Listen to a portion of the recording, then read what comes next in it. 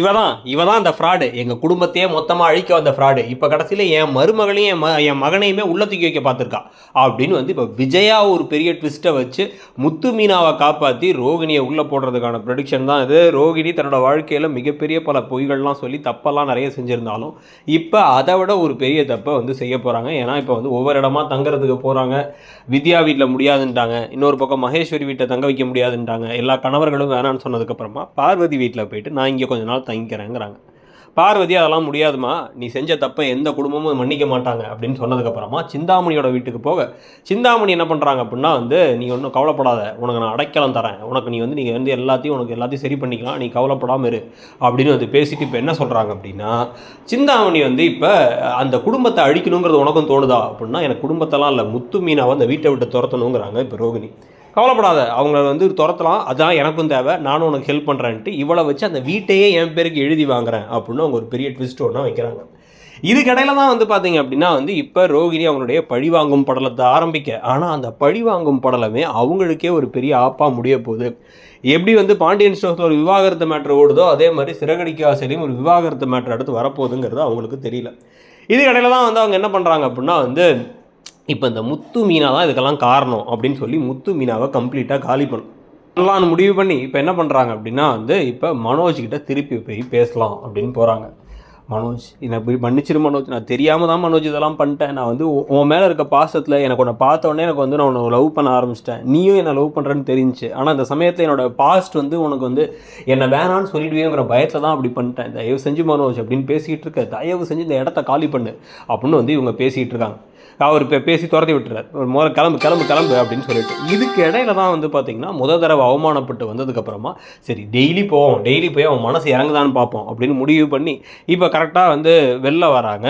இப்போ ரோகிணி வெளில வரும்பொழுது தான் வந்து பார்த்திங்க அப்படின்னா அங்கே முத்து மீனாவும் பேசிகிட்டு இருக்கிறத முத்து மீனா வந்து தனியாக ஒரு இவங்க பூக்கடைக்கு வந்து ஒரு பூக்கடையில் நிற்கும் பொழுது மீனா போயிட்டு அங்கே முத்து பக்கத்தில் வந்து கோவமாக நிற்கும் பொழுது மீனா போய் தயவு செஞ்சு நான் மன்னிச்சிருங்க, நான் தெரியாமல் தப்பு பண்ணிட்டாங்க, ஏங்க என் மேலே பேசாமல் இருக்கீங்க, நான் வந்து நம்ம குடும்பம் நல்லதுக்குன்னு தான் நினச்சேன், ஒருவேளை உங்கள் அண்ணனுக்குமே அவங்க மேலே பாசம் இருந்து ரோகிணி வந்து அவள் வாழ்க்கையில் நிறைய கஷ்டப்பட்டுருக்காங்கனால ஏற்றுப்பாங்களா இருக்கும், ஆனால் வந்து நீயே சொல்லிடுன்னு தான் நான் சொன்னேன், நான் இதை சொல்ல விரும்பலை, ஆனால் நீ சொல்லிவிடு, 7 நாளுக்குள்ளே சொல்லிடுன்னு நினச்சேன், நீங்கள் அதுக்குள்ளே சொல்லிட்டீங்க அப்படிங்கும் பொழுது இருந்தாலும் நீ பண்ணது தப்பு தானே மீனா அப்படின்னு மாற்றி பேசிக்கிட்டு இருக்கும் பொழுதே வந்து பார்த்தீங்க அப்படின்னா சிந்தாமணிகிட்ட வந்து ஒரு கால் வருது.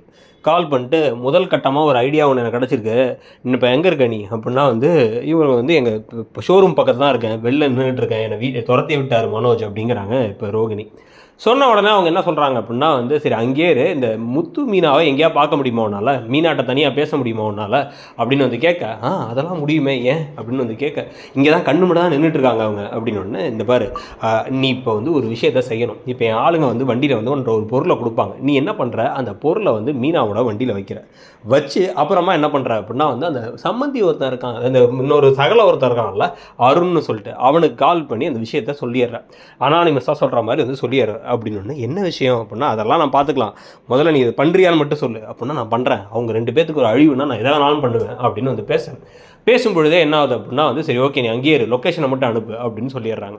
சொல்லிட்டு கொஞ்ச நேரத்தில் வந்து பார்த்திங்க அப்படின்னா வந்து வண்டி ஒன்று சகடாலில் வந்து நிற்கும் பொழுதே வந்து 2 குட்டி பேகை கொடுத்துட்டு முடிஞ்சால் இதை வந்து கண்டிப்பாக மீனாவோட வண்டியில் போட சொல்லி அக்கா சொன்னாங்க.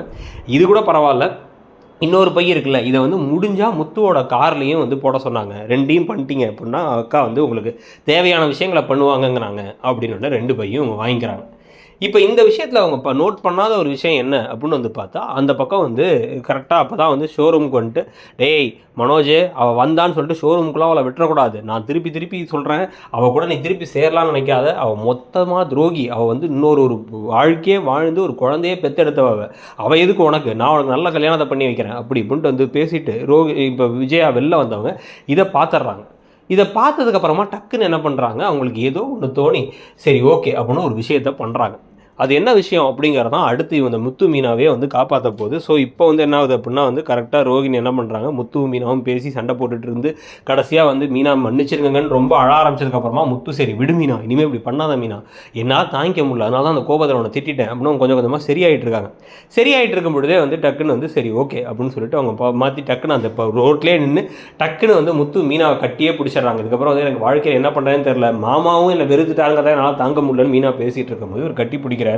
அந்த டைமில் டக்குன்ட்டு போயிட்டு ரோகிணி என்ன பண்ணுறாங்க, அந்த வண்டியில் முன்னாடி இருக்க ஒரு இடத்துல வந்து இவங்க ஒரு பை கொடுத்த உள்ளே போட்டு இந்த பக்கம் முத்துவுடைய கார் ஜன்னல் வழியாக உள்ளாரையும் ஒரு பையை போட்டுடுறாங்க. போட்ட உடனே என்ன பண்ணுறாங்க அப்படின்னா வந்து அவங்க வந்து இப்போ அந்த அருணுக்கு கால் பண்ணி இந்த 2 வண்டியிலையும் இந்த 2 நம்பர் இருக்குது, 2 நம்பர்லேயும் வந்து ஒரு மர்மமான ஒரு பொருள் இருக்குது அப்படிங்கிற மாதிரி சொல்லிட்டு ஃபோனை வைக்க, அவர் வந்து இந்த பாருங்கள் நான் டிராஃபிக் போலீஸ், நான்லாம் இதெல்லாம் இது பண்ண முடியாது, நீங்கள் க்ரைம் போலீஸ்க்கு கால் பண்ணுங்கள் அப்படின்னு வந்து சொல்லிட்டு இருக்காங்க. அப்படின்னு சொல்லிட்டு அவர் ஃபோனை வச்சிடறாரு. வச்ச உடனே அவங்க என்ன பண்ணுறாங்க, டக்குன்னு 100க்கு கால் பண்ணி நான் கொடுக்குறத வந்து நான் யாருன்னு கேட்காதீங்க, இந்த அனானிமஸ் டிப்பை மட்டும் ஞாபகத்தை வச்சுக்கோங்க, இந்த இடத்துல தான் வந்து இந்த 2 வண்டி நிற்கிது, ஒரு வண்டி ஒரு காரு, இவங்க 2லேயுமே வந்து ஒரு மர்மமான ஒரு பொருளை கடத்திக்கிட்டு இருக்காங்க அப்படின்னு சொல்லிட்டு வச்சிடுறாங்க ஃபோனை வச்சு கொஞ்ச நேரத்துலேயே வந்து பார்த்தீங்க அப்படின்னா வந்து இப்போ முத்துவும் மீனாவும் வந்து இப்போ பேசி முடிச்சுட்டு சரி இந்த மனோஜ் பையனை போய் பார்ப்போம், மனோஜ் தான் வந்து ரொம்ப மனசுடைஞ்சு போயிருப்பான்னு நினைக்கிறேன், அவனை போய் பார்ப்போம் அப்படின்னு வந்து இப்போ முத்து முடிவு பண்ணுறாரு.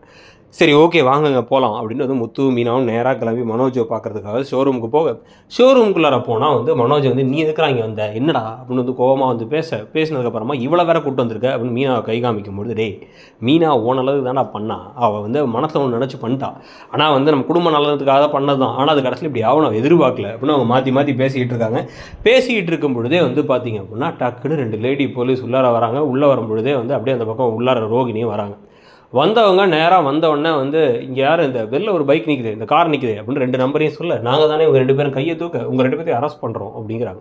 அரெஸ்ட் பண்ணுறீங்களா அப்படின்னா வந்து ஆமாம், நீங்கள் 2 பேரும் வந்து கஞ்சா கடத்தின குற்றத்துக்காக உங்களை அரெஸ்ட் பண்ண போகிறோம் அப்படின்னு வந்து சொல்லிட்டு உங்கள் வண்டியை இப்போ தான் செக் பண்ணோம், வண்டியை செக் பண்ணால் இருந்துச்சு, உடனே வந்து முதல்ல ஜீப்பில் இருங்க அப்படின்ற மாதிரி வந்து பேசுனே அவங்க ஷாக்காக வராங்க. ஷாக் ஆகிட்டு வந்து என்ன நடக்குது அப்படின்னு வந்து பார்த்தா அப்போ ஒன்றுமே தெரியாது அப்பாவி மாதிரி ரோகிணி உள்ளே நுழைஞ்சு என்னாச்சு மனோஜ் அப்படிங்க, நீ எதுக்கு இங்கே உள்ளே வந்த அப்படின்னு கத்தும் பொழுதே இங்கே அப்படியே டக்குன்னு பின்னாடி இருந்து பார்த்தா உள்ளார விஜயா வராங்க. விஜயா வரும்பொழுதே வந்து என்ன விஷயம் அப்படின்னு வந்து கேட்க, என்ன எதுக்கு இவங்க போலீஸ் வந்துருக்காங்க, என்ன விஷயம் அப்படின்னா வந்து ஏதோ கஞ்சா கடத்துனாங்களாம், 2 பேர் வண்டிலையும் கஞ்சா இருந்துச்சுங்கிறாங்க, நீ எதுக்குறா முத்து இப்படிலாம் பண்ண அப்படின்னு மனோஜ் வந்து கேட்க, நான் ஏன்டா அப்படி பண்ண போகிறேன்னு மாற்றி பேசிக்கிட்டு இருக்கும்பொழுது கஞ்சாவெல்லாம் இவங்க கடத்தவும் இல்லை, ஒன்றும் பண்ணலை, இவங்களை மாட்டி விட்டுறதுக்காக இவ பண்ண வேலை தான் அது, இவளே ஒரு ஃப்ராடு, இந்த 420 மேலே நாங்களே போலீஸ் கம்ப்ளைண்ட் கொடுக்கலான்னு இருக்கோம், இவளே வந்து மாட்டிக்கிட்டா அப்படின்னு வந்து சொன்ன உடனே என்ன சொல்கிறீங்க அப்படின்னா அந்த பாருங்கள் அப்படின்னு டக்குன்னு ஃபோன் எடுத்து காமிக்கிறாங்க. இவங்களோட ஃபோனில் அவங்க ஃபோட்டோவே எடுத்துருக்காங்க, 2 ஃபோட்டோலேயே 2 பையன் தூக்கி இந்த வண்டியிலையும் இந்த கார்லேயும் அவங்க தூக்கி போடுறத. ஸோ அந்த ஃபோட்டோவை காமிச்ச உடனே கடைசியில் இப்போ திருப்பி வந்து இப்போ ரோகிணியை அரெஸ்ட் பண்ணி உள்ளார கொண்டு போக, ரோகிணியை கொஞ்சம் கொஞ்சமாக வந்து ஒரு லேடி டான் மாதிரி உள்ளார போய் எல்லா விஷயத்துலையும் வந்து பிரச்சனை ஆப்புன்னு போய் இந்த சிட்டி கூட சேர்ந்து இவங்க வந்து ரவுடித்தனங்கள் பண்ணுறது, மொத்தமாக வந்து அந்த கேரக்டரே வந்து ஒரு முழு வில்லியாக மாற்றுறது அப்படிங்கிற மாதிரி அந்த கதையை கொண்டு போக போகிறாங்களா அப்படிங்கிறத பார்க்கணும். இதுக்கடையில் சிந்தாமணியை வச்சு வீட்டை அபகரிக்கிறேன் அப்படின்னு சொல்கிறதெல்லாம் வந்து பார்த்திங்கன்னா எதனால் என்ன அப்படின்ற மாதிரி நமக்கு ஒரு கேள்விக்குறியாக தான் இருக்குது. அந்த வீட்டை வச்சுட்டு இவங்க என்ன செய்ய போகிறாங்கன்ட்டு அது ஒன்றும் பெரிய மாளிகைலாம் இல்லை. ஸோ அதை பற்றி நீங்கள் என்ன நினைக்கிறீங்க அப்படிங்கிறதையும் சொல்லுங்கள். மொத்தமாகவே உங்களை பொறுத்த வரைக்கும் இந்த கதை எப்படி போகுதுங்கிறத சொல்லிவிட்டு நம்ம சேனலில் சப்ஸ்கிரைப் பண்ணிக்கோங்க. அப்படியே வந்து பார்த்திங்க அப்படின்னா பாண்டியன் ஸ்டோர்ஸ் சீரியலில் இப்போ அதிரடியான சில விஷயங்கள் நடக்குது, அந்த ப்ரெடிக்ஷனையும் பார்த்துட்டு அந்த வீடியோவையும் பார்த்துட்டு உங்களுடைய கமெண்ட் செக்ஷனில் சொல்லுங்கள். தேங்க்யூ.